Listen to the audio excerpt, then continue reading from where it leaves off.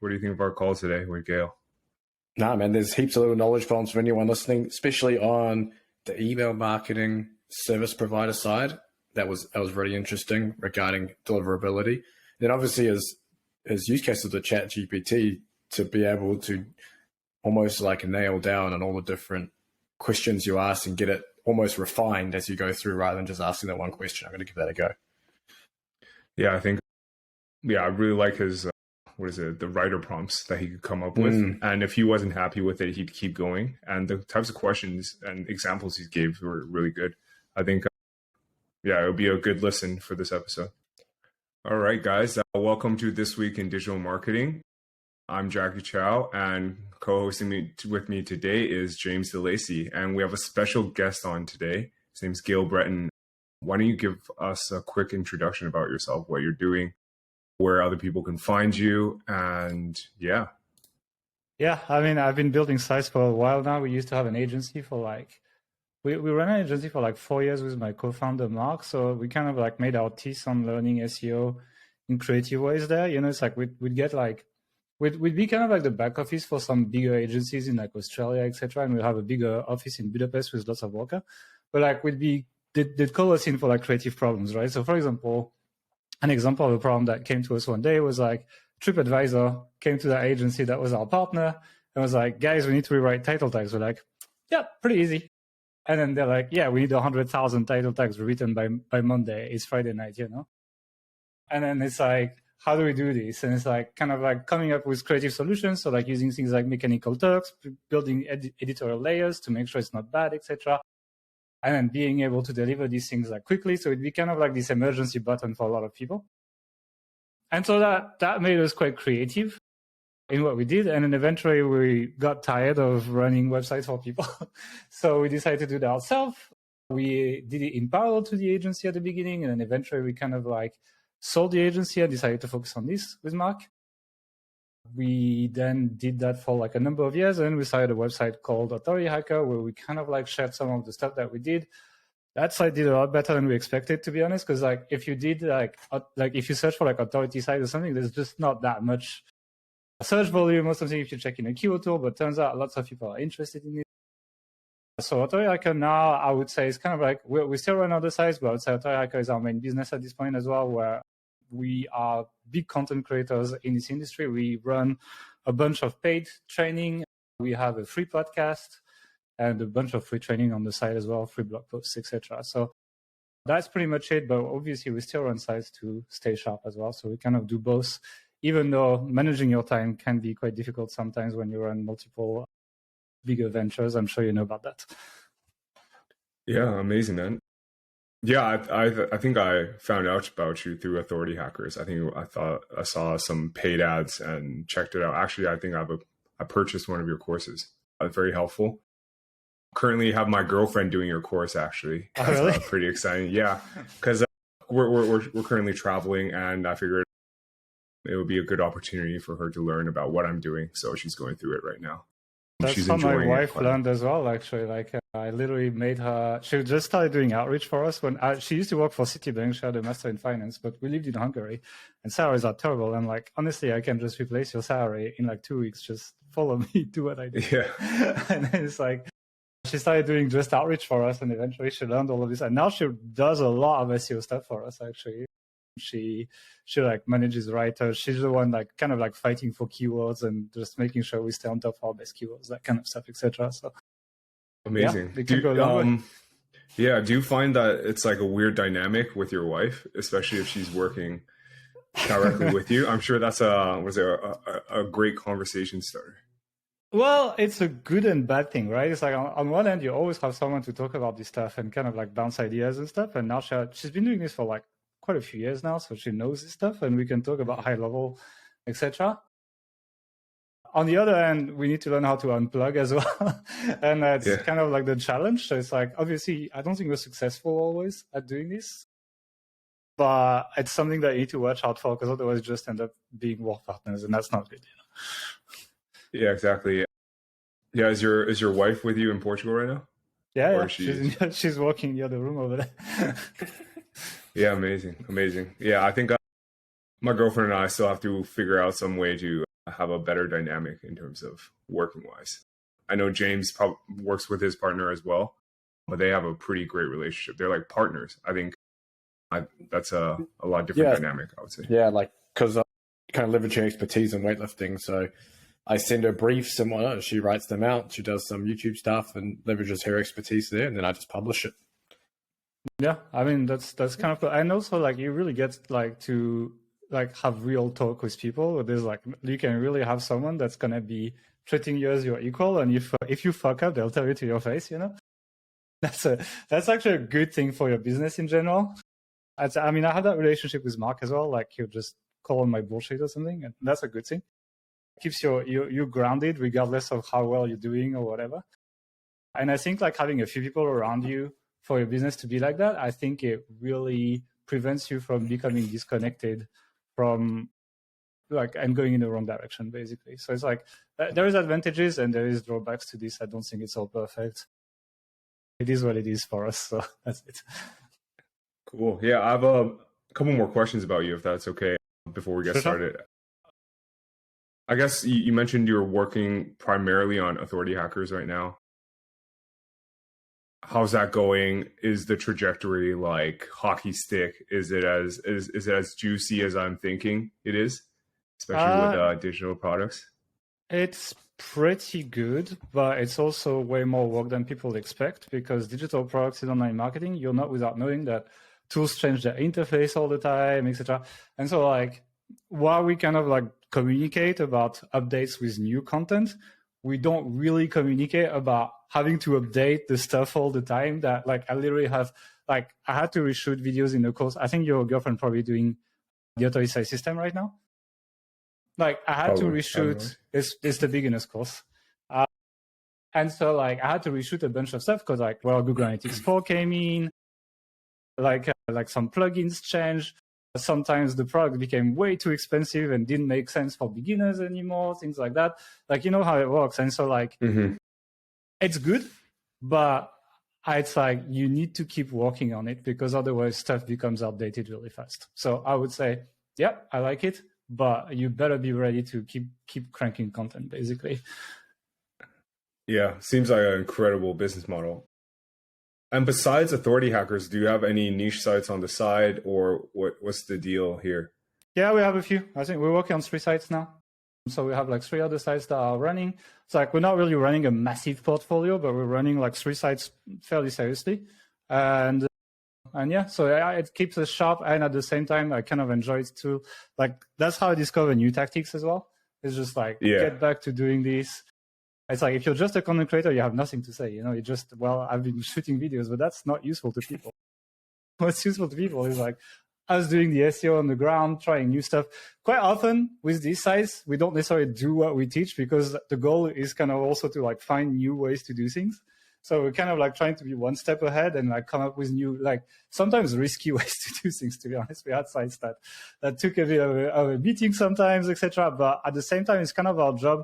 Like I treat them like I care about the revenue, but I care even more about learning. Let's just say that. Yeah, I agree. I have certain sites in my portfolio where it's like I utilize the dirtiest tactics, like PBNs, tier 2 links, all that. And I just treat it like a canary in the coal mine. I'm sure in your 3 sites, it's a lot more. It's cleaner still, but like, you know, for example, like questions like, can you mix human content and AI content and how are they going to do in core updates? Like, and trying to answer these kind of questions of like, yeah, pure AI content, we know these sites just go up and go down. Basically, we know that, like, we get that. Now, how much human do you need to inject in content so that it doesn't happen? Trying to answer these kind of like refined questions, you know, that's the kind of stuff that does experimentation, because I don't think you'll find, like, you can't really understand how the content is generated for a site. So even though you observe as a third party, you can't necessarily tell how they're doing this. And so you kind of need a first-hand experience to be able to tell. And this is a question a lot of people would like to know. It's like, okay, how much can I rely on AI? How much can I rely on humans? Obviously, it's something that we can't ignore at this point. Like, what is the right mix? And then how is this evolving? So like these kind of like more nuanced questions, yeah, you can't really get that by just throwing sites in Ahrefs. And that's where you kind of like, that's what I'm talking, like taking risks, because you might overtune it and you might actually trigger bad results from updates, things like that from these trials. And so, yeah, that gives you an example of the kind of questions I'm trying to answer when we run another site, basically. No, I think it's a very good approach. Yeah, I guess final question for you is, could you speak on the levels they're at, like types of numbers of sessions, revenue level? I know you have a business partner here, so maybe you can't be in the position to say, but you don't even have to mention the niche. I'm just curious personally. We have medium-sized sites, like we have sites that make like 5 figures a month, something like that, but not like 6, 7, etc. Like we're running kind of like smaller sites, medium sites, I would say. And then we're running Authority Hacker as kind of like the main business, as I said earlier, basically. Yeah, gotcha. Incredible. Yeah, I think the agenda for today is, besides the introduction, the 10-minute introduction of Gael Breton, I think we're going to go over what each of us are working on this week, touch on our sponsor NordVPN, because we got to pay the bills, and we're going to talk a lot about ChatGPT. I think I've been playing a lot more with it. We're going to talk about the use cases, alternatives, and what this means for Google today. So, James, what are you working on this week? I know it's a holiday season. I'm not sure how much work you've done. Dude, there's no holidays for entrepreneur life. You know that. Yeah, man, dude. Hustle life, right? Now, at the moment, I'm trying to redo my welcome series automation. So I'm actually moving everything. I decided I think I'll move to MailerLite just to keep things simple and choice. Yeah, simple and easy. I think actually, Gael, I think I listened to that on one of your podcasts not too long ago. I think you talked about it's good. It's the best value. You just need to watch out for deliverability, like do some tests. Like, the email providers, they either put you, like when you're a new client, they put you on their shit servers. They basically have multiple sending servers. And then you kind of like climb the ladder as you build your reputation. But quite often, a quick message to the customer support will get you to a better server. So I'll do that. I would run like a spam test, like kind of like you put like 20 emails in a special list and you run a spam test. You see how many hit the inbox. And then if it's not very good, you send a screenshot to the customer support and you're like, hey guys, I'd love to like scale up with you guys, but obviously I can't do that if I get this level of if I don't get in the inbox. And quite often they'll just like, to keep you for retention, they'll just bump you up to better servers. So I'll check that out. Okay. I'll definitely have to do that for sure then, because the moment I'm moving everything over, just getting the automations done, that's pretty much the main thing I'm doing this week. So everything's kind of set up for the new year to hopefully convert more people from the opt-in through the end of that welcome series. And that's pretty much the goal there at the moment. And then other than that, I just got to get more content out, more videos, all that kind of stuff, all the usual stuff. Yeah, amazing. What about you, Gael? You just mentioned you take holidays, right? Which is red flag in itself. Yeah. Nah, not really. I think honestly, it's like if you want to last for like 10 years, you need to take some breaks. Otherwise, you're gonna burn out. It's like it's like how much money you're gonna make. It depends on like how much money you make per month multiplied by how long will you last, right? And then if you can't manage yourself, there's a risk that I've seen people burn out quite a bit especially when things get intense with their sites. And it's like, it's kind of better to last like an extra 5-10 years than just like try to get an extra 20% for a year. And then after that, like cut by 70% because you've burnt out and you can't get work done anymore. So I think it's like, it depends on your strategy, obviously. Like sometimes a big burst of cash can be juicy too and can be smart, but you need to balance that basically. What am I working on? I'm actually working on the outline for our next training actually.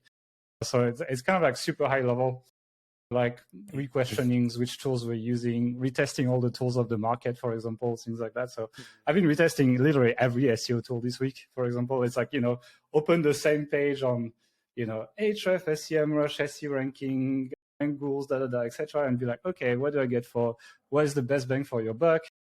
Do I even need these extra links from Ahrefs or SEMrush, for example? Does it even help me, or is it just a bunch of spam shit I'm just going to ignore anyway? Things like that, so that we can kind of like figure it out, basically. And also, like today I've been playing with Midjourney because I realized that it can do web design as well. And what is it called? Midjourney. It's like an AI image generation tool. It's not very good yet, to be honest. It's like it's okay for like landing pages, but like I tried, I did some I went to Matt Diggity. You know, Matt Diggity made a video on like the best rounder preview layout, right? And so I went to take a screenshot in this video, and I was like, if I throw this in the AI image generator, can it generate me a website that I can give to a designer to just build that? It couldn't, but that is the kind of like random stuff I'm doing right now. I'm just taking a lot of notes, basically. No, that's great. Seems like a more chill one, but I guess if you're testing out the the SEO tools, that's it's quite a bit of work. It's chill, but it's the value is immense because like very few people do that side by side, and very few people have access to all the tools at the same time, and literally just like try to objectively rate that. And it's like for people that can be huge value in terms of like saving money on subscriptions or like ease of use, things like that. And it's like while it seems chill, provided you take a fair amount of notes, it can add lots of value to people when you put it in the right place in the training, basically. So sometimes it's like, you know, preparing big trainings, you spend like, I don't know, like a month and a half just taking notes, right? Taking notes and just opening a bunch of browser tabs and testing stuff. And then after you kind of put it all together, and then that's how, you know, every minute feels like you're dropping value, you know? Mm-hmm. Mm-hmm. Were there any tools that surprised you? Because I think from the ones you mentioned, I definitely I use 4 of them actually. I think you mentioned 4, and I've used all 4 and all the time. One of the tests I did today was SEMrush versus Ahrefs on backlink data, right? And historically, everyone's like, "Oh, Ahrefs better." Every single test I did, SEMrush found more links actually. So I'm starting to question whether that part has changed. Like I'm still infuriated by some of the UX choices. For example, and I sent them an email literally to tell you how pissed off I was, right? For example, they have, you know, like a domain rating in Ahrefs is a very big thing, right? It's like, it's very important. It allows you to gauge a website's authority quite quickly. It's still questionable because given the amount of links Google is canceling these days, like it's becoming a bit more tricky, but it's still very useful, right? And when you do keyword research in SEMrush, they don't show that equivalent number that they have in their keyword research. And I'm like, how do I gauge a freaking keyword? If you have built these metrics, they've literally done the scraping, they have a metric that's quite decent that matches that, etc. It's not in the UX. It doesn't show you anywhere that kind of stuff. Yeah, they have a keyword difficulty though, right? But they don't have it's bullshit. Yeah, it's terrible. It's just as bad as the Ahrefs one. Yeah, and especially now, keyword difficulty, in my opinion, is dead with Google canceling so many links. Because keyword difficulty is 100% based on links, right? It's links to page. Like 100%, that's the only thing that counts. And now Google is canceling, like, you know, a lot of links, and they're probably going to keep doing that next year. By the end of next year, keyword difficulty, the way it's built, is completely irrelevant, you know? Amazing. I think one tool that actually surprised me that you mentioned was SE ranking. I know it's not great for niche site owners, but it's really good for agency owners, actually. I don't know if you've used for the reports for your agency. Yeah, for the reporting, like the white label reporting, rank tracking. They even have a backlink tracker, which is incredible. So it pretty much pings the link every day just to make sure it's live, and it checks like no follow or do follow. Yeah, I just wanted to call them out because I use them almost every day, and really want them to get they're an up and coming challenger. The quality of the data is still questionable. Like it's still not on the top tier, but they're like, you know, the UX is good, etc. They just need to kind of like augment that. And yeah, it's like on one side you have Ahrefs that keeps increasing the prices every time you refresh the page, and on the other side you have SEMrush that doesn't know how to build a UX. So I think there's some room for someone to come in, you know. Yeah, I just really want them to beat these the 2 people in this monopoly or duopoly. Yeah. Yeah, I think some competition would be good. Yeah, I agree. Great. So yeah, I think on my side, I've been really diving deep into like the newsletter space. Have you, Gael, do you follow Sean Puri on Twitter? The guys from My First Million? No, I don't, but maybe I should. Yeah, I mean, they're not really like SEO people. They're just like a Silicon Valley entrepreneurs. Great follow. He's very much into crypto, and he created a crypto newsletter that went to 150K subs in, I think, less than 9 months. I've been told, and he just sold it for, I think it was like mid to high 7 figures. So now everyone's doing a newsletter. I think a lot of people are doing newsletters already, but just like in different spaces. But yeah, I've been like really looking into it. And funny you guys mentioned the ESPs. I moved a lot of, my subscribers to ActiveCampaign. And apparently you're supposed to warm them up before that. And I completely bombed it. Deliverability is at an all-time low. I'm like pulling out my hair, trying to figure things out. Yeah. I was going to ask you, don't you want to cut your veins when you build an email in ActiveCampaign? Because we use it and the builder is also absolutely terrible compared to MailerLite. Yeah, it's terrible. We can't change because we use it for like our membership backend, except like there's a lot of steps that need to happen before we can move out. And it's like it's gonna be like very delicate steps to do so that it doesn't affect members' access and people don't receive emails, etc. But using ActiveCampaign is kind of a pain in the ass. It's good, but it's very overpriced as well now. I would use it as my backend maybe, but like for a newsletter, I would recommend you pick something else actually. Yeah, so I've been looking into other things. I have several sites on MailerLite, and which I like very much. Deliverability is actually pretty good on MailerLite. Maybe because I've had I think we're at the mid 30s right now.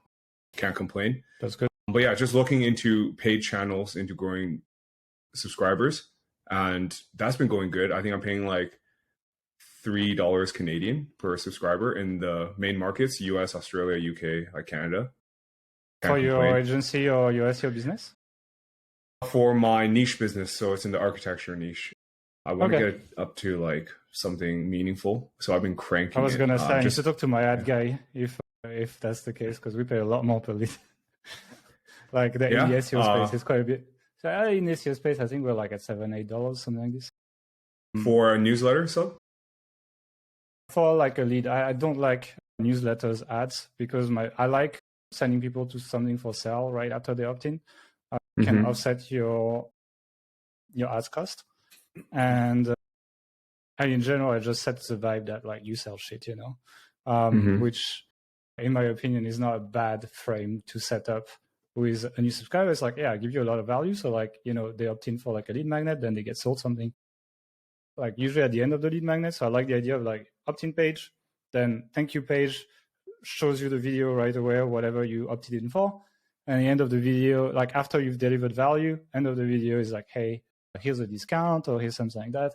And so, you're kind of like right in there right away. You're selling. You're also reducing the number of steps between the moment you capture people and the moment you sell, because people do get colder. And the more steps you put and the more times you put, the lower your conversions will be. So you kind of want to build something that doesn't feel too forced, but like gets to selling quickly, I would say. Yeah, that's exactly how I do mine too. Opt-in, straight thank you, one-time offer page. And then it's like, but you can actually merge the offer and the lead magnet together in one page. And that is kind of cool as well. If you're doing videos, like, it's like you deliver, it's, hey, thank you for opting in. Here's the 3 types of squats you need to do for bigger glutes. And then it's like, at the end, it's like, hey, if you want my full booty training, whatever, just go and like there's a 40% off for new subscribers. Click below and use a tool like Deadline Funnel, for example, so you can enforce your deadlines, and then people have like a few days to buy, and then they have a timer, like a personalized timer for them, and then you follow them with retargeting and email. Okay. And what does your landing page look like? Is it built on something like Insta Pages? Because that's something I've been building today. I'm WordPress. I'm like. Yeah, it's like generate blocks is really good. Like if you know how to use generate blocks, I mean, even our sales pages, they're pretty complex. But yeah, it's like we just build everything generate blocks, and the lead gen is opt-in monster, although recently it has been blocked by ad blockers, which has been a bit of an issue. I moved it to a first-party code, so now it loads from like our DNS, so like it's a code .autohacker.com, still gets blocked. So I'm actually starting to consider putting just like plain HTML forms just to avoid ad blockers, which has been an issue. Yeah. One thing I've noticed, because I've been studying this the last couple of days, is you have to completely strip the and footer. I don't Oh know if yeah, you for guys do sure. that. Yeah. That is ridiculous. Yeah, the conversion rates drop huge when you don't strip it. Yep. You pretty much have to. Yeah, only thing close or they you can opt in. do. Yeah, exactly. It's either you close or opt in. It's pretty crazy. You close or you opt in, you buy or you unsubscribe. That's pretty much your psychology for running an email list. Yep. And have you looked into Facebook lead forms?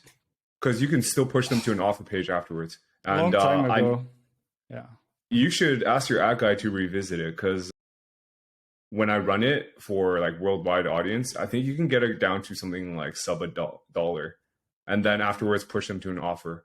I think it's all your leads coming from like third world countries though, because like if you run a worldwide audience, that's your risk. Yeah, for sure. But you can segment it though. You can segment. Yeah, but then as soon as you do that, your cost per lead is just gonna rise up. So I would suggest that you try and develop countries only, and see from our test, but it was a while ago. Like, let's be honest, it's not recent. It was around the same price, except that we had more control of the experience on our site. Like in general, it was like more or less the same though. Interesting. Yeah. For my current test, its landing page is slightly higher. I think it was like 40% higher cost per lead, and it got lower when I used something like Instapages or Unbounce. Okay. Which is probably weird. Page speed, yeah. Page speed, and like I think they're just optimized for, I don't know, something. I tried to make it look as close as possible, but these guys they're dedicated to it, right? So I'm sure. Yeah, when we started Authority Hacker, I was on lead pages, and I had kind of the same as well. It's just recently we've kind of rebuilt the whole site, and now it's pretty good. I think our like squeeze pages get like 35 to 40% opt-ins or something. What? That's squeeze crazy. pages, right? It's like a squeeze page is literally just the opt-in form and everything. It depends on your traffic source. It depends on your audience, etc. So, for example, we have a lot of lookalike data, so that helps. Like we look alike on buyers, we look alike on people who visit our checkout page, things like that. And it's like it's not necessarily a trick on the page, but rather a trick on the audience. Interesting. And question for you on the ad buying side: do you run video ads or do you run more images, or both? And which one performs better? Our video production setup is a disaster right now. We have a new video editor literally in 1 week, so I'm excited to change that up. But right now we run images because we're incapable of producing high quality video ads. Let's be honest. Damn, I mean, you guys do video for a living. That's I know. Pretty surprising. Well, no, because like creating a basic screencast is easy, but like creating like a high attention grabbing video ad actually requires a lot more production value. So like while we are not in trouble in creating premium content, etc., because it doesn't require anyone very talented, to be honest, to create these kind of ads that will do the job, that catch people like scrolling, stop them scrolling, etc. It requires not only your video editor, but it requires actually a decent like script and angle. And it's like I don't have time to do this right now, to be honest. I have like so many other things I'm working on. I just don't have time. And so like, now we're recruiting like producers, we're recruiting people who will manage the video editors, work on these things, etc. So it's like, we're working on this kind of like higher level video production stuff, which to be honest, we should have sorted that before. Like that. It's like one of my biggest regrets of 2022, if you want to go there. Yeah. Sorry. I mean, starting next week, so I think you'll be fine. I guess. Yeah. All right. Moving on. I think because we got to pay the bills. I know you guys don't need sponsors because you're completely sponsored by Authority Hackers. But this week's sponsor is NordVPN. You did a case study on the VPN niche, right? I may have not worked in that niche at some point, yeah. Okay. So you're not anymore. You're not in it anymore? Not at the moment. I can say that I'm not in it anymore. Yeah, I'm personally in it, but in the foreign niche. So, Gael, if you ever want to start a French VPN site, please let me know. I don't know if you're in. I'm not going to write articles. I'm sorry. Yeah. No, I mean, if you know any French writers, I've been trying to recruit people in just foreign like try people who are Morocco. foreign who can. Morocco, yeah. That's a good shout, actually. But yeah, I think NordVPN, they're sponsoring this week's podcast. Sign up below to become an affiliate. They pay the most ridiculous CPAs in the industry. A bit too high if you ask me. Honestly, I don't know. I think they calculate the lifetime value. It makes sense. Express used to pay more, actually. Express Yeah, VPN. but I think they went through too many acquisitions via Cape, so they have to, just tone it down now. I know. Whereas I think NordVPN just decided to raise, I think, a ridiculous round.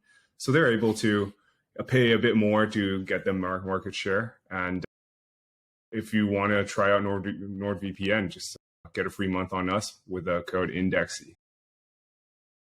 James, anything from your side with NordVPN? Have you been using it this week? Just repeating from last week, man. I've been using it for about 3 years since, obviously, I think the thing that got me onto it, I was in Romania with work, and I was having to log into PayPal. I couldn't log into PayPal with free VPN, and then NordVPN saved my life with it. Was it $2 a month? Yeah, I think they're way more expensive now. This is not $2. No, I think the Black Friday sale was like $2 or $3 a month still, but you got to go 2 years, 2 or 3 years.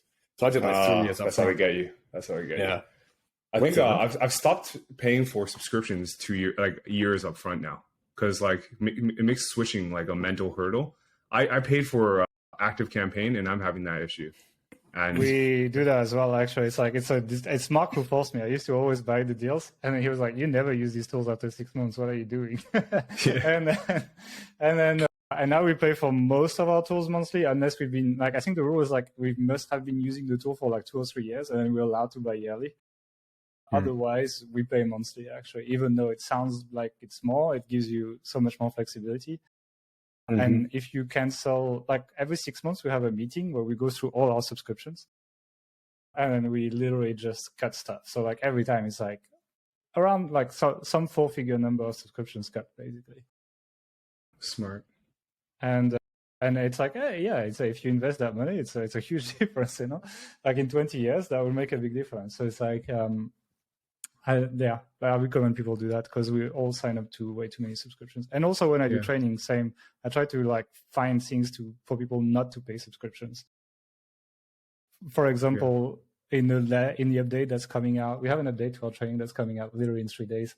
And one of the things we've done is we built call to actions for people in generate blocks, so they don't have to pay for subscription tools to affiliate tables, etc., product features, etc. And so we've taken all the biggest affiliate sites, we built all of this in generate blocks, and I just copy paste, put this on your site, and then you don't have to pay for something like a table or something like that, and cut another subscription, basically. Because I feel marketers being drained hardcore by subscriptions. Yeah, I think subscription creep is a real thing. I'm not sure where I saw it, but this is ridiculous now at this point. But everyone's a subscription. Yep. I mean, good business model, but I think what you're doing is great. I think something like Get Lasso is ridiculous to pay for. I don't know if they sponsored you guys or you guys have some sort of deal. We had a deal with them and we promoted them. But they have cool plans for the company. So if these plans, I can't say what it is, but if these plans come together, it could be quite cool.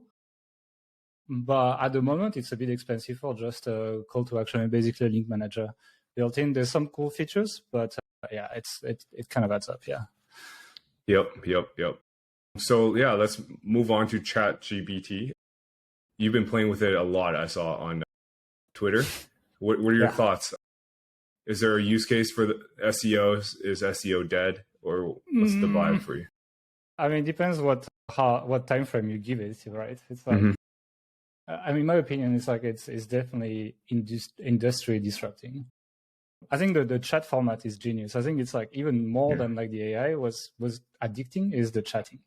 The idea that you're just and you see type and you see the response, etc. And I think that makes people use it more. And I think that's one of the reasons why it got so popular, because to be frank, a lot of the ways people use it right now are ways you could have been using GPT-3 with, and it's most people don't really use it properly and don't use the iteration process that you can use with the chat, which is really the power of the format. So I think for most people, it's just GPT-3 with a fresh coat of paint. But yeah, I think it's gonna, in the long run, eventually we're gonna have kind of like a version of that in search. Like my theory is that you see how Google is pushing EAT very hard these days, right? I'm not sure they're necessarily doing a very good job at it, but there's a will to push like what I call authentic content, like people who live the lifestyle of their niche, people who can show now they added experience to EAT, so EAT. Experience kind of broadens up. A lot of people can talk about this. If you want to talk about weight loss, now you don't need to be a doctor. You just need to have lost some weight and you can share that and you qualify, right? So like that's kind of broadened up. But my opinion is that eventually what will be served is a mix of, AI content is going to replace featured snippets. And then you'll be able to keep asking follow-up questions to Google, like in the search box. And they will surround the AI content with authentic content to fight this AI field. So like, related YouTube videos, related links, related ads, related things of people that have lived that experience and that can provide something the AI cannot, right? And so that would be a pretty cool content discovery experience where it constantly refreshes based on your latest prompts, Like something like that, in my opinion, could happen. And it still stays Google because Google wants to save on computing costs as well, because the problem is computing costs. It costs 100 times more, right? But if your first prompt is basically a query, they show you like links and then they want you to click as soon as possible, if possible on an ad, then they save on computing costs basically. And that's kind of the idea. The idea is like you start with a prompt until it's basically refining enough so that it finds the right content on the web for you and it sends you to that content. And Google doesn't have to pay for extra AI generated answers. And hopefully they actually got ad click, Yeah, I think you're right. That's pretty much the only way forward for them, honestly. Yeah, I think so too. Every time I hear that, I just get more and more bullish on people like Kevin from Epic Gardening. This guy's gonna absolutely slay it. But you see why now? Like it's like I was kind of like, yeah, that's bullshit. Google can't find EAT, and I think they're getting a bit better at it. Like it's like with the recent updates, you can see the Kevin's doing okay, for example, people like that doing okay, and people like that don't really live that lifestyle, don't show that authenticity in their content. They just go like this in Ahrefs, Yeah. And so like they're getting better at it, but eventually it kind of combines together because there will be an AI backslash by the general public. People will be like, I don't want to talk to an AI. I want humans. I like humans, etc. And that's Google's way to say, no, we are actually using AI to feed you humans and to give you that still like very human content that you can reach. It's just that now you can refine your search with multiple prompts up until the point where you find the right content and the right human to refer to. And I think that's kind of like how you make peace between content creators and AI as well, Yeah, for sure. But what about in terms of use cases? How are you using it in your like workflow currently? Yeah, it's like quite often. Like, so for example, I was working on like a sales page recently, and it's like I use it as a copywriting assistant basically. So I like, and especially for sales pages, it's like it doesn't matter if it's AI content or not. Like Google, I know index it anyway. But Google, like I'm like, I write things in a poor way, like poor sentence structure. I kind of like throw the concepts and the ideas, I have my notes with bullet points and I'm just like, oh, I want to say this, but like in a way that's like very exciting and I'm like, give me five alternatives and it just gives me them. And I'm like, oh, I like this one. Give me like this, but maybe press even more on this point. And then it's like, it gets back to me with like another 5, etc. And we keep iterating. And eventually I just take one of them, finally edit it, and then throw it in the page basically. So that's like one of the things I'm doing right now as an assistant day to day. Like literally today I had like two browsers on one side, my sales page, on the other side, OpenAI, and I was just doing this. So that's actually a cool way. But I think the problem is like people see this as like a magic content generator. They're just going to press the generate button and then they're just going to copy paste it on their site. I don't think that's the smart way of using this. I think it's like you really need to see this as like a junior marketing assistant or something like this. So for example, I don't know if I can throw stuff. Yeah, I can't. Let me actually see something. I think I might be able to. I'm going to share something. One sec. I'm going to show you a cool example. If I can, I actually prepared some screenshots for this podcast. So share window. Yeah, let's check this one. All right. Can you see my screen? Yes. Yep. Whoa. Yep. All right. So what happened here? I actually pasted an article on dog food for American bullies, right? So I pasted that in ChatGPT. So that's just like a big article. I'm like, and it just made me, I said, what knowledge graph entities can you find in this article? Make a table. It didn't do it initially. Then I'm like, and it just made a summary. Then I'm like, no, make a list of knowledge graphs, please. And it just did it, right? Then I pasted another article. So I pasted like, let's imagine that the first one was the #1 ranking in Google. And let's imagine that the other one is my article. Let's imagine that, right? And I said, what knowledge graph entities are missing from this article compared to the previous one?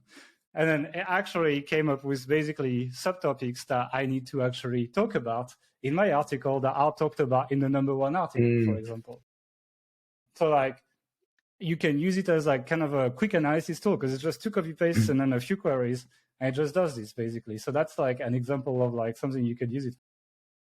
And that's not a magic content creator thing. It's just you know, basically an assistant, a marketing assistant. And I like to use it that way. I'll show you another way of like how you can use it to like prep an article. So let me share that. And I like the idea of like, when I prep an article is like go in the shoes of the user and be like, okay, what would people ask if they're looking to grow potatoes? I did this for Kevin actually. And then it's like, and it's like, okay, here's the questions people could ask. You know, what is the right potato variety? What's the best way to plant my potatoes? How do I know when to harvest them, etc.? Like interesting questions, basically. I am like, I kind of precise this. I was like, oh, okay, but what are some questions first-time gardeners would ask? And then after I did that, I said, okay, now make me a list of like search entities I should mention when I write about growing potatoes for beginners based on these questions, basically. And it gave me that. And then after that, I was like, okay, make me the list and then give me a number between 0 and 1 to tell me how important they are to include in the article. And it basically, so it made me a table with this. And then I'm like, okay, now we've done all that prep work, write the outline. Like, and make sure you include all of this, basically. I did an outline that was decent, I think. It's not, I think you probably, if I was making the article, I would probably want to review that, but still. I didn't include all the questions. So I was like, now include all the questions that we mentioned. I just added all the questions that we brainstormed in the first prompt so that it made like this more useful. So you can see like questions to consider. So that's quite useful for writers, for example, like so that they know what to write. It was like now brainstorm ways to make this content stand out from the competition. And this one was like not amazing, but like include anecdotes, offer unique tips. But you could give that to your writer, and then it's up to them to kind of come up with something. Basically, it still like gives an idea of like offer step-by-step guide, include resources. Like these are things that writers can do usually. So like it's okay, but like I'm sure competition has that already. Like it's not that amazing. I tried to do visuals after, so I was like, okay, brainstorm a list of visuals for this article. And some of it was okay, but after that, it kind of like fell apart. That's why I want to show you where it fell apart. I was like, okay, make me a brief for diagram illustrating the proper way of planting potatoes. And then it kind of gave me very generic outlines, like, oh, it should be easy to scan with minimal text, etc. And that's when it fell apart. I feel like now I'm running out. I think, you know, you have a certain amount of memory allocated per chat. I feel like I'm running out. You know, it doesn't have juice anymore. Like I've squeezed it already. Barely squeezed it, and it's for free too. Yeah. That's the thing. I wish I could pay or run it locally, right? It's like, so I tried to like make the graphic, but this one wasn't very good, for example. So like it shows you like how far you can take it, which is kind of useful. Like the brief was really good. I could give that to a writer, but the image description, it's still I'm not sure if it has the capacity of abstraction of like imagining what the image looks like very well. I tried it in Midjourney as well, like AI image generation. It's decent, but it's not amazing as well. So yeah, it's like, that's one way I use it. I'll show you another one. I'm just going. It's great, actually. I've seen a couple content briefs, but the way you refined it was a pretty good way. Iterative, right? Yeah. Like you start with like, okay, what are like interesting questions? Now let's brainstorm some things for beginner gardeners, etc. Yeah. So let me just share my screen again. Seen 2 screenshots, but yeah. So this one was like, imagine you want to grow a guitar site, right? You have a niche site about guitars. I was like, okay, here, what are some sub niches I should be talking about? Make me a table with the results. And it goes like acoustic guitar, electric guitar, metal guitar, folk guitar, side guitar, guitar repair, maintenance, teaching lessons. Pretty okay, actually. If you're missing some categories, I think this is fair for a guitar site, right? And I'm like, okay, cool, let's do metal guitar. Brainstorm topics that I should cover if I want to do metal guitar. And same, it made me a list of topics that, so this I think is interesting if you want to have that topical authority, like you want to cover your topic, even though there's not necessarily like huge search volume, but for example, the history of metal guitar is interesting, or like the gear, the tones, or the players, etc. I feel like if you wanted to like really cover your topic and be more comprehensive than your competition, this kind of brainstorming takes you a bit further than like a keyword tool would, for example, because I'm not sure there would necessarily be a lot of search volume and these topics would be buried. So it helped me kind of like, how do I make a comprehensive hub? What do I need to talk about? And then combine that with keyword research. Obviously, that's not everything. And that is quite useful to me. I quite like that. All I'm thinking is how I'm going to pair this with like an AI generator and just like completely get a topical authority around something. Yeah. I mean, let's see how it works. I'm not a huge fan of like full AI generated sites, but that's fine, Let me just check what I have else. I have a bunch. This one is kind of creative and funny. I'll show you. So I was brainstorming. I was kind of like thinking of like how good is our niche selection process in the authority site system, right? I was like, okay, how can we make this better with AI? And I was like, I kind of like went a little bit experimental here, and I created a niche selection bot actually. So my prompt is like, a niche slash authority site builder, a tool that helps niche site builder to pick the right niche for the next site. Consider ways to monetize with ads and revenue. You will ask 7 questions one by one. You ask a question, I reply. You ask a question, I reply. And you will help me determine which niche is best for me, basically. At the end of the 7th question, you will share the list selected, along with pros and cons for each niche in a table. 3 examples of blogs doing well in that niche, and some examples of affiliate programs I could use to monetize that niche. So I'm literally like prompting it. I'm like, okay, sure. And it answers, what's your passions, etc. I'm like, I like going to the gym. I play PS5, go on long walks. I'm just like throwing shit at it, right? And like putting the most generic stuff. I'm like, thanks for showing your interest. Second question, do you have any expertise or knowledge in any particular area? And then I'm like talking about like how I know productivity tools quite well. I've been training with a trainer for many years, so I know like quite a bit of fitness stuff, etc., etc. It's like, okay, thank you. Who's your target audience? That one was a shit question. So it shows you sometimes it's not very good. I'm like, I don't know. I don't have a site yet. Do you have a specific goal for your website? For example, what do you want to use to generate passive income? And I was like, I want to generate at least $1 million per year while only managing a small team, 8 people or less, and having some free time for personal life every day, so I can go on holidays. And after that, it went for like, what are you interested in building? Like, do you want to build content-based site, e-commerce site? I could maybe have precised that in my first prompt that I wanted to do a content site, because then it wouldn't have asked me now. I said I prefer a content-based site. And it's like, okay, what are your resources? That was basically the next one. I was like, oh, okay, I have $150,000 and 20 hours per week. Thank you. Are you open to exploring a wide range of niche, or do you have a specific niche in mind? I said, I'm open, basically, just to see what it came up with. And it basically came up with, to be frank, very generic niches. But I think you could have it brainstorm sub-niches. It can still help you kind of like come up with stuff if you actually give it answers. So it's like, it can be used as a brainstorming tool, and you can prompt it to be a robot that basically asks you questions and then uses this as context to help you analyze things, basically. So for example, like, I'm trying to decide between moving to this country or this country. I'm trying to do this and this and this. Ask me 12 questions, and based on my answers, give me that. And I think actually personality tests with AI will be a quite popular tool to put on your site if there's an API.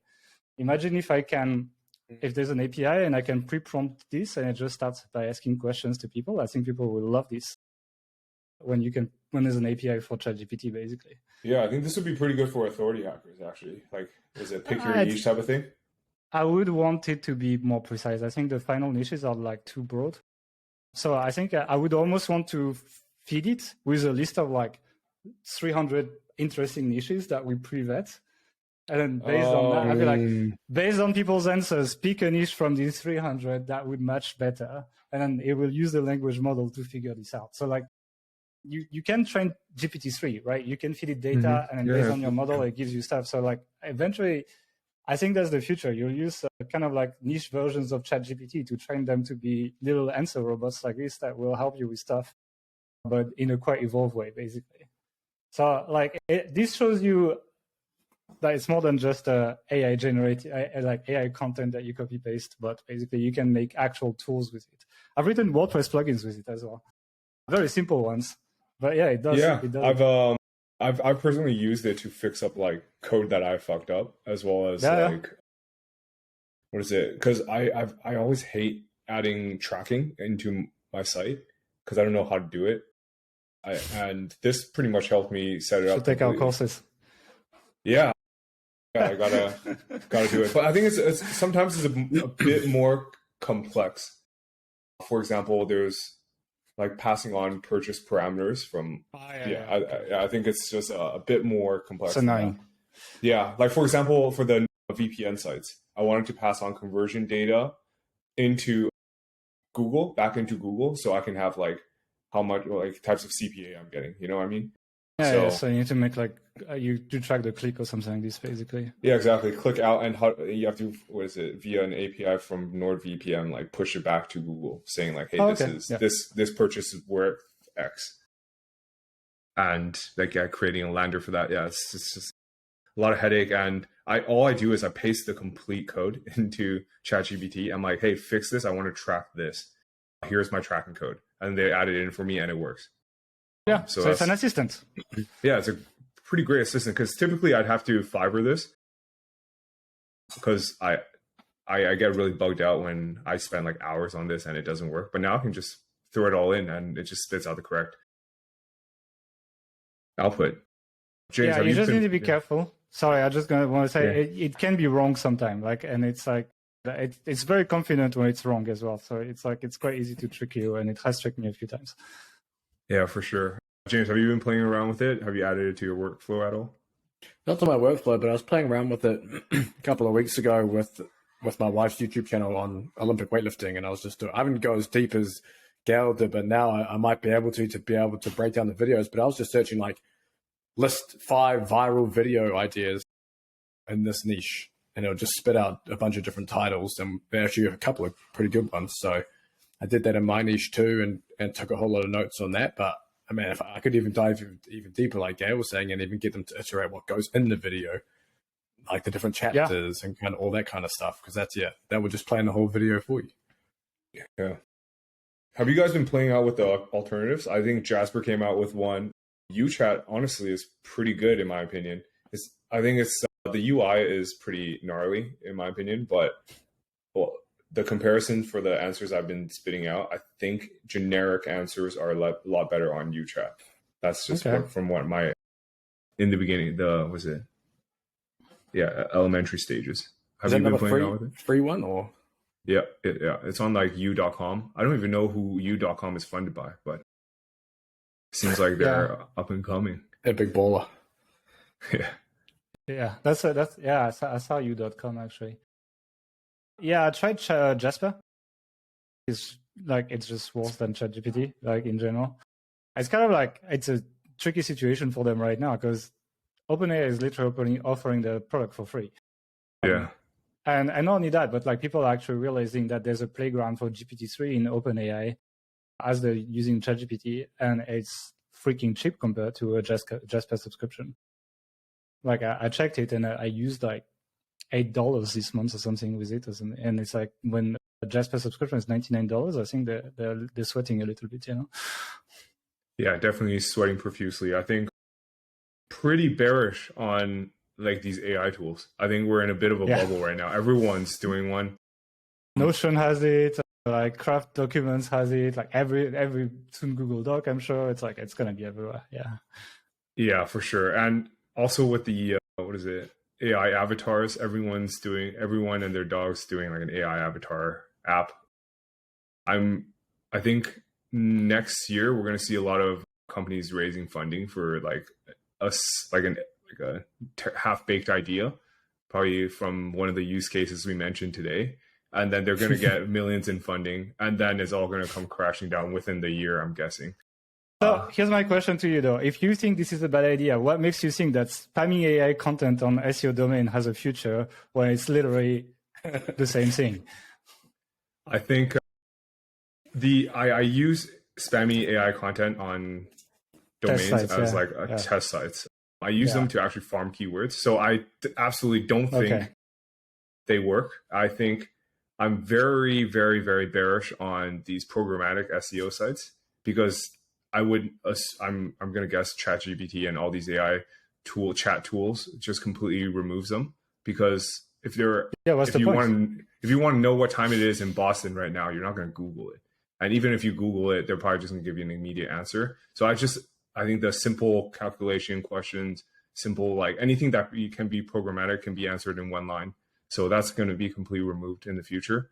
I would say if you guys have a programmatic site, dump that. And any I think informational queries can probably be solved by AI as well. So that raises the question of ads focused sites, because aren't ads focused sites literally just answering questions and throwing ads around, basically giving a worse user experience than a ChatGPT would? When ChatGPT becomes equally accurate, or if Google releases a similar version of that, what's the future of ad sites?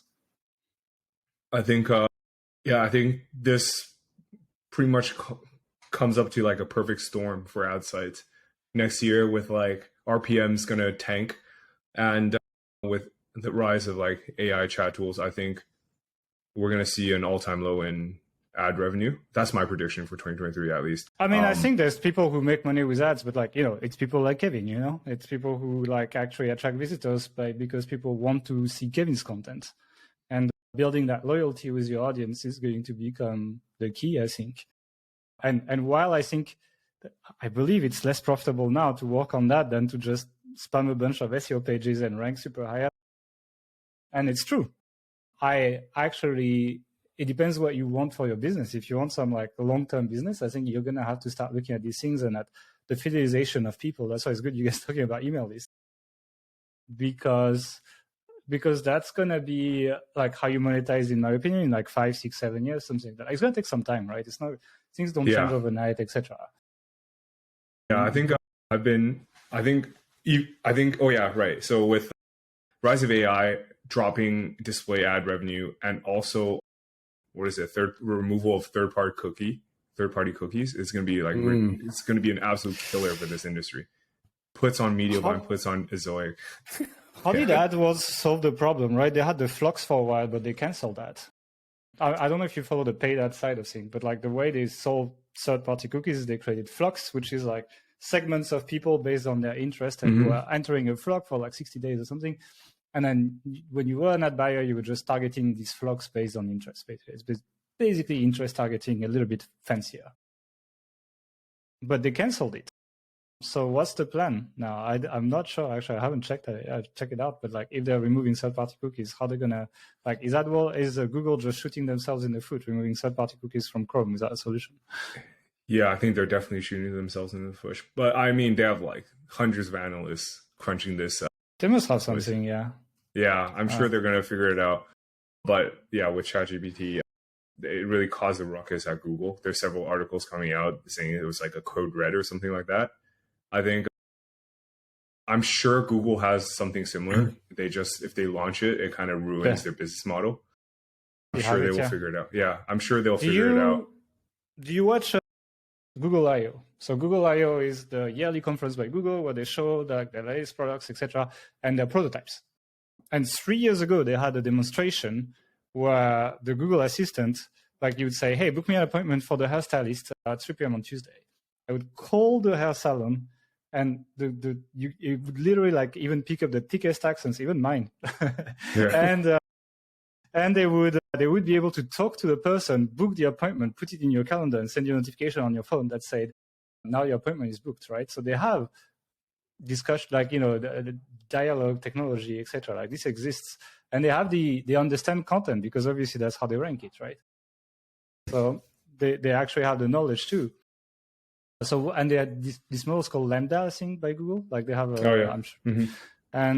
And there was an article a few months ago as well, where one of the data scientists or something like that was working on the model thought that it became sentient because it basically it tricked him because it was so good. I don't think it was sentient, but like it was so convincing. So it's like, if you combine all these things, it's insane. Consider as well that ChatGPT is not connected to the internet, whereas Google is constantly crawling and could feed the database in real time, right? So like as something's happening and as things get crawled, it could in real time tell you that information. So imagine for developing news, for example, imagine like there's been a terrorist attack somewhere and then you wake up in the morning, it's like, hey, make me a summary of what happened. It just crawled all the news sites and it just goes like, and that's it. You just get everything that happened, potentially with links to the news article so that the press doesn't get pissed off. But yeah, it's like it potentially can be way more powerful. Like ChatGPT is literally just a prototype. Yeah. I think interesting to see what Google does next. I hope it's not like a case of the electric car where because they're so powerful, they try to kill off this project. Because I think there's a great future for something like this. I don't know if you know what happened with the electric car, but it's pretty sketchy. Tesla, right? Tesla invented the electric car, and then it got killed by Ford because it was just more profitable by them, right? Something like this. I think it was GM invented the electric car, and then it got killed off by like big oil companies. I think they launched super early on, got killed because it like ruins their business model. Yeah, I think one of the reasons they made ChatGPT free for a while is so that it doesn't happen. I think. So like now they've basically shown it to people. It's like you can't really undo that. Yeah. And it's like, and now that people understand there is high demand for this, there's going to be lots and lots and lots of startups working on similar models. So even though they could potentially, I don't think they can even buy, like Microsoft invested in OpenAI and Elon Musk and a bunch of people who don't like Google very much, basically. So I just don't see it, to be honest, unless there's like a massive hostile takeover or something. But even then, they probably could demand it, you know? No chance. I think Google tried to push it back as much as possible. Yeah, but I think their monopoly why disrupt themselves? Yep. Well, yeah, I guess we should wrap things up because we're up at the hour mark. Well, thanks a lot for joining today, Gael. Really appreciate your thoughts. We've never chatted with Gael before. No, we've never had a call before.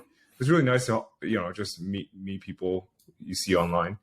And yeah, Kevin spoke very highly of you. You guys met on some like random forums. It wasn't Black Hat World. It was something a bit better. Was it Wikifire? Hell yeah. Yeah. Oh yeah. Love that. And then he worked for like a small keyword tool that was the SERPIQ, if I remember.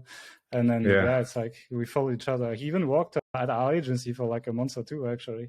At some point. So he was an account manager for a little bit between jobs. And and eventually we just followed each other. Perfect. Yeah. Well, if you guys listening, if you like having guests on in the future, please, hit the like, subscribe on YouTube. And if you're listening on Spotify, please rate us. Yeah, that's it. All right. Thanks. Thanks, man.